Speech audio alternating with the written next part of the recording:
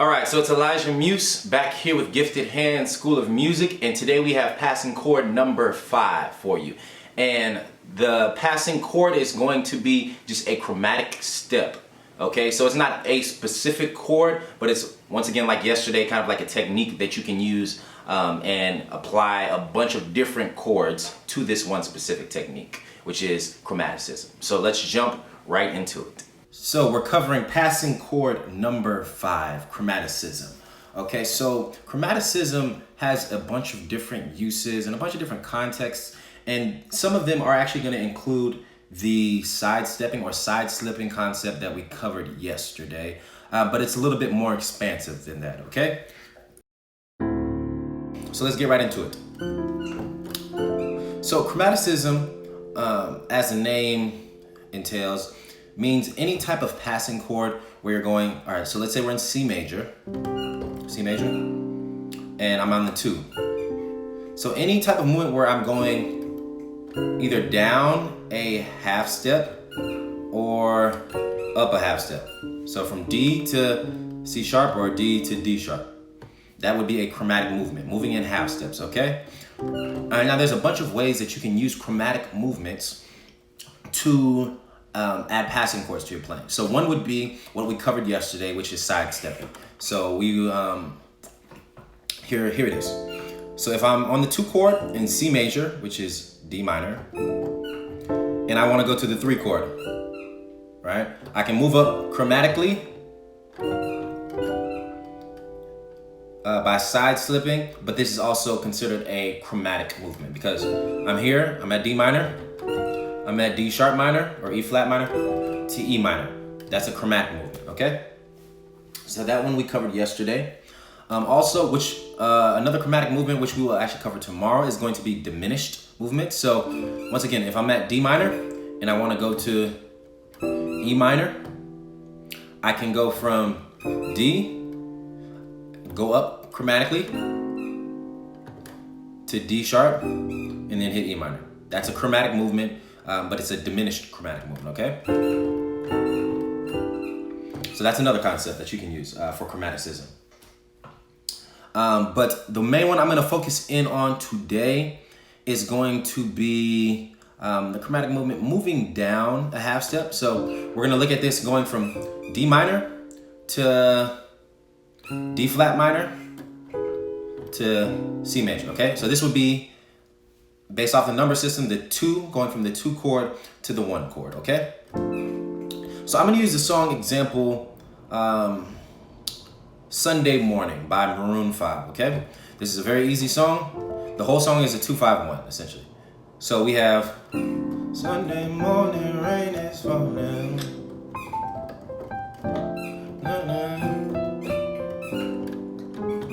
All right, so that's the whole song, pretty much. It just goes D minor, G7 to C.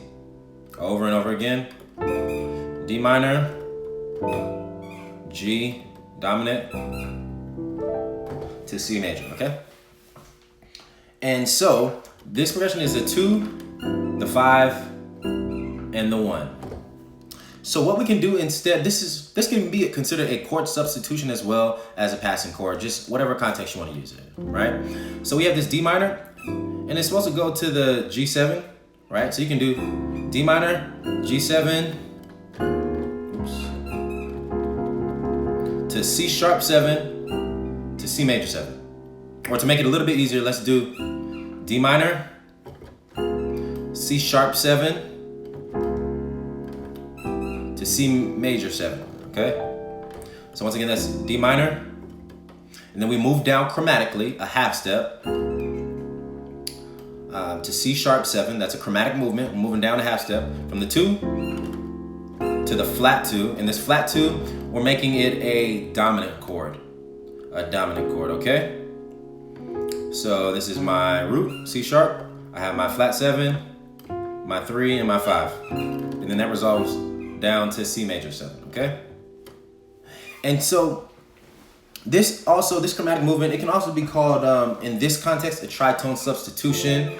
Many of you may see this as a tritone substitution. I'm not gonna go into detail on what exactly that is, but we can cover that in a lesson in the future. I just want you to focus on, like I said, the half step movement. So because I'm starting at D minor, I'm moving it down a half step to C major 7, okay? And this is something that you can do in any song, any chord progression where you have two chords that are, let's see, next to each other as far as the scale goes. So if I'm playing a song and I'm going from the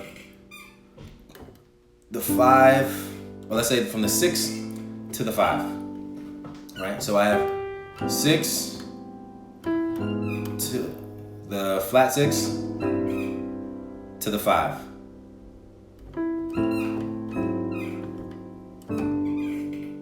Alright, so what you can do is, like I said, the concept pretty much just means that you can take whatever note you're on. So let's go back to the 2. Take the note that you're on, in this case the 2 chord, you move it down a half step, and I'd say make this chord a dominant. Make it a dominant chord. That can act as a passing chord to get you to the next chord, which should be another chromatic movement away.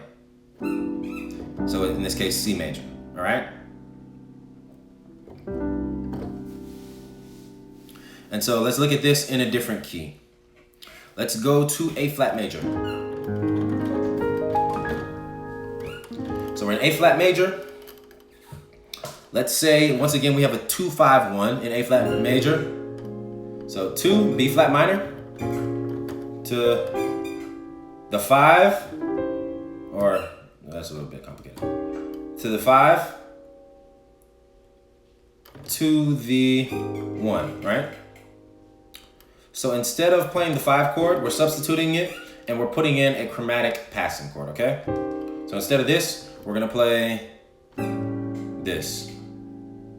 So we have 2, B flat minor, move it down a half step to A, 7, it's the chromatic movement, to A flat major 7, okay? So once again, B flat minor, go down a half step, which is chromatic, to A7, to another chromatic movement down to the 1 chord, okay? And it doesn't just have to be a dominant chord if you're using these chromatic movements. You can really use whatever chord you have in your vocabulary, as long as it resonates, as long as it sounds good to you, and as long as the melody lines work together. That's one of the main components in using these chromatic movements, is that if I'm going from B flat minor to A minor, this is a chromatic movement. I'm just, instead of making it a dominant, I made it a minor 7 this time. So B flat minor 7, the 2 chord of A flat. I move it down a half step, moving it chromatically down to A flat major 7. Okay, so that's another way you can use it. And like I said, one of the main components in making sure that this sounds good is kind of having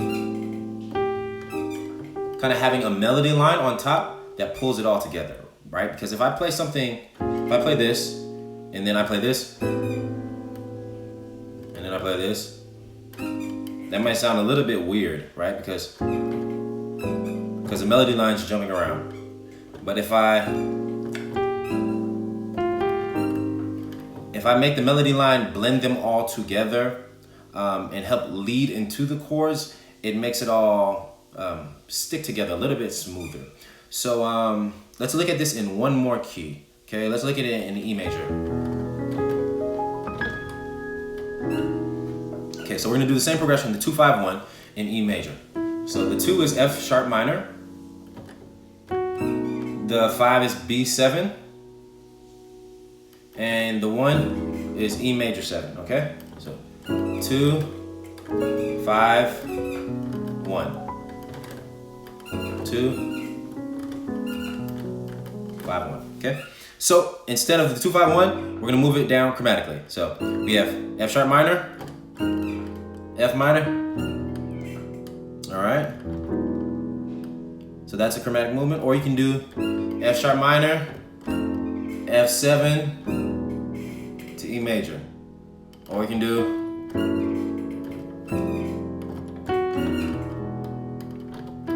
that time I did F sharp minor to F major to E major.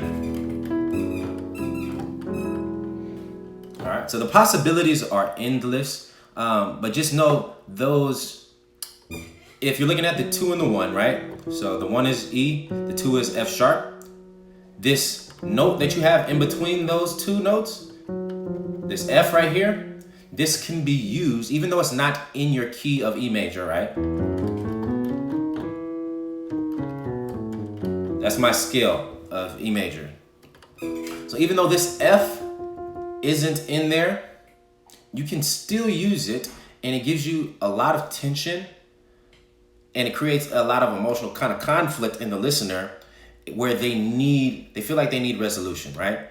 So get in the habit of using this half step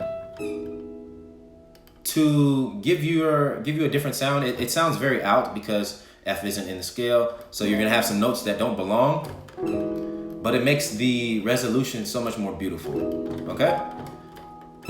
So take that idea and play with it a little bit, right?